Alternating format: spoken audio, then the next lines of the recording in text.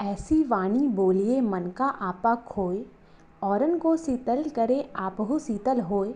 ये दोहा सुनते और पढ़ते ही कबीर दास का नाम जुबा पर आ जाता है। भक्ति काल के विख्यात कवि कबीर दास ने ना जाने कितने दोहे और रचनाओं से लोगों को प्रेरणा देने का काम किया है। कबीर दास न सिर्फ एक कवि और लेखक थे, बल्कि समाज सुधारक भी थे। बता दें कि कबीर दास के लेखन का भक्ति आंदोलन पर काफ़ी गहरा प्रभाव पड़ा था। प्रत्येक वर्ष जेठ पूर्णिमा को संत कबीर दास जयंती मनाई जाती है। इस वर्ष यह जयंती जून माह की तारीख 22 तारीख को यानी आज मनाया जा रहा है। कबीर दास का जन्म उत्तर प्रदेश जौनपुर वाराणसी में सन 1440 ईसा में हुआ था। वहीं कबीर दास के जन्म को लेकर ऐसी भी मान्यता है कि रामानंद गुरु के आशीर्वाद से एक विधवा ब्राह्मणी के गर्भ से उनका जन्म हुआ था। समाज के डर के कारण उस महिला ने उन्हें काशी के लहर तारा नामक स्थान पर उन्हें छोड़ दिया था। इसके बाद उनका लालन पोषण एक जुलाहे ने किया था। कहा जाता है कि उन्होंने अपने जीवन में बिना कलम और स्याही को हाथ लगाए चारों युगों की बातों को अपने मुखारविंद से लिखी थी। कबीर दास के अनपढ़ होने का वर्णन उनकी रचना कबीर बीजक की एक साखी में बताया गया है। इस साल कबीर दास की 643वीं वर्षगांठ मनाई जा रही है। पूर्णिमा तिथि की शुरुआत 21 जून की सुबह 7:30 से इसकी समाप्ति 22 जून को सुबह 6 बजे पर होगी। कबीर दास की रचनाओं का प्रमुख भाग सिख गुरु और गुरु अर्जन देव के द्वारा एकत्र किया गया था। उनकी रचनाओं को सिख धर्म गुरु ग्रंथ साहिब में सम्मिलित किया गया है। इन बातों के अलावा आपके मन में यह सवाल जरूर आया होगा कि कबीर साहिब कोई सूफी संत हैं या कोई कवि मात्र। क्या कबीर साहिब परमात्मा हैं? तो चलिए हम आगे जान लेते हैं कि कबीर साहिब कवि हैं या कोई परमात्मा का एक रूप। तो सबसे पहले हम जान लेते हैं कि कबीर साहिब का जन्म कैसे हुआ। परमात्मा कबीर जनसाधारण में सामान्यतः कबीर दास नाम से जाने जाते थे तथा बनारस, काशी, उत्तर प्रदेश में जुलाहे की भूमिका कर रहे थे। विडंबना यह है कि सर्व सृष्टि के रचनाकार भगवान स्वयं धरती पर अवतरित हुए हैं और स्वयं को दास संबोधित किया है। कबीर साहिब के वास्तविक रूप से सभी अनजान थे, सिवाय उनके जिन्हें कबीर साहिब ने स्वयं दर्शन दिए हैं और अपनी वास्तविक स्थिति से परिचित कराया, जिनमें नानक देव जी, आदरणीय धर्मदास जी, दादू साहेब जी शामिल थे। वेद भी पूर्ण परमेश्वर के इस लीला की गवाही देते हैं। इस मंत्र में परमेश्वर कबीर दास जी को तस्कर अर्थात छिपकर कार्य करने वाला कहा गया है। नानक जी ने भी परमेश्वर कबीर दास की वास्तविक स्थिति से परिचित होने पर उन्हें ठग कहा है। इसके बाद हम जान लेते हैं कि कबीर साहिब के माता पिता का नाम क्या था।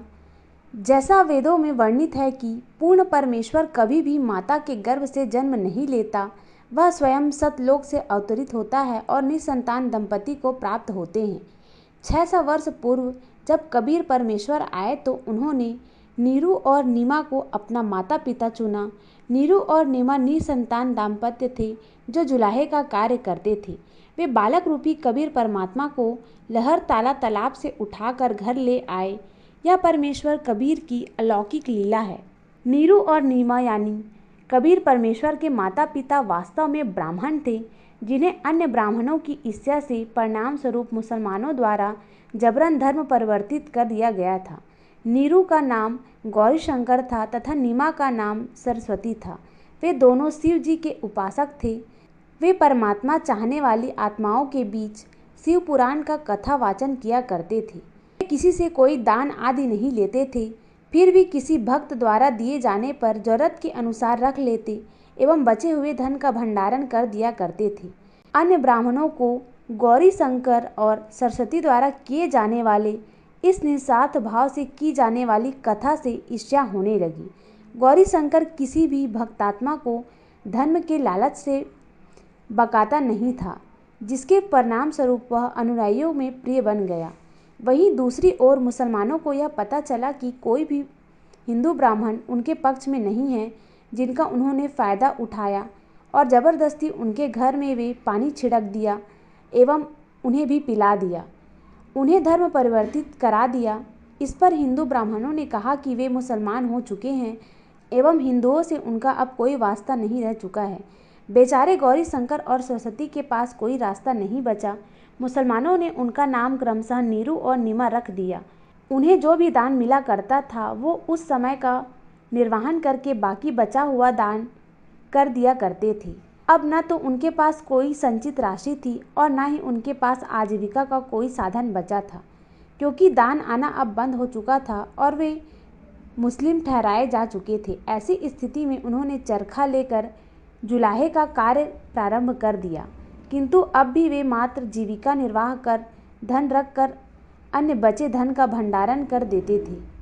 नीरू नीमा का गंगा में स्नान करना अन्य ब्राह्मणों ने बंद करा दिया था, क्योंकि उनके अनुसार वे मुस्लिम हो गए थे। इसके बाद हम जान लेते हैं कि कबीर साहिब जी का कलयुग में अवतार कैसे हुआ। वर्ष 1398 को जेठ की पूर्णिमा के दिन कबीर साहिब कमल के पुष्प पर अवतरित हुए। इस घटना के गवाह ऋषि अष्टानंद हुए, जो स्वामी रामानंद जी के शिष्य थे।